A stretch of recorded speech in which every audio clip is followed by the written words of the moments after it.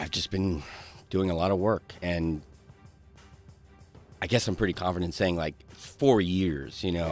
Actor James Franco has admitted having sex with students from his acting school almost 4 years after sexual misconduct allegations were made. He agreed to pay $2.2 million in July after being sued for engaging in sexually charged behavior towards female students. Speaking on the Jess Cagle podcast, he said that while teaching, he did sleep with students and that was wrong. Look, I'll admit, I did sleep with students. Over the course of my teaching, I did sleep with students, and that was wrong.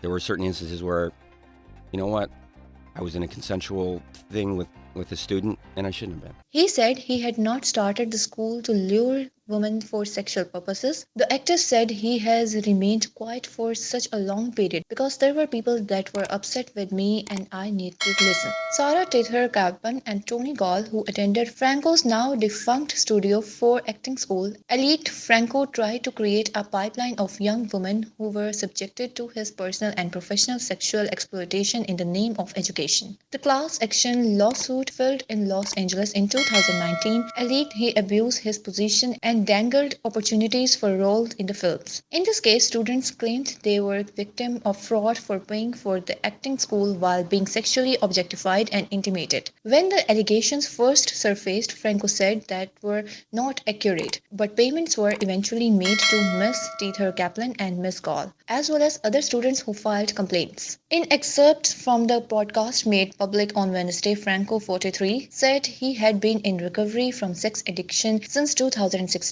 and had been doing a lot of work after the allegations against him and changing who I was. I suppose at the time my thinking was if it's consensual, okay. He told the podcast on Sirius XM. The comment are the actor's first public attempt to address the allegations at length, asked how he could have been unaware of the potential for power dynamics between a teacher and a student to skew a concept of consent. Franco responded, "At the time, I was not clear-headed." Franco was nominated for the Best Actor at the Oscar in 2011 for his starring role in 127 Hours, which was directed by Danny Boyle.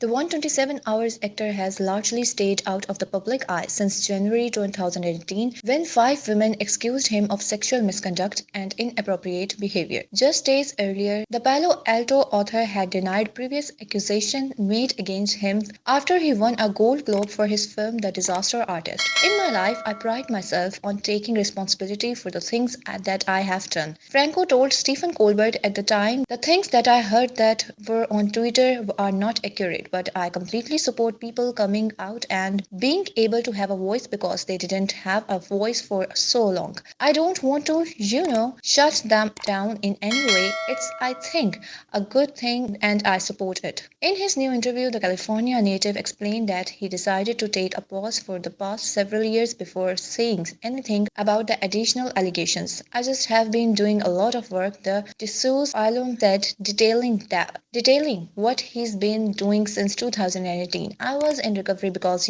for substance abuse, and there were some issues that I had to deal with that were also related to addiction. And so I have been really used my recovery background to kind of start examining this and changing who I was." Franco revealed that he struggled with alcoholism as a teenager before deciding to get sober at 17. Shortly after he stopped drinking, he gained fame as a part of the Freaks and Geeks cast, which led to the bigger roles in films including 1999's Never Been Kissed and 2002's Spider-Man. As his star grew, however, he said that replaced drinking with sex. "I'm just trying to fill that hole and it's never get filled." He recalled adding that "I didn't understand he had a problem until his sister-in-law Iris Torres gave him a book about sex addiction. When I read this book, it was like it hit me like a bullet, and it was like, oh my god, that's me." After reading the book, Franco realized he needed to seek professional help. "I was like, oh, this is an issue and I'm not gonna solve on my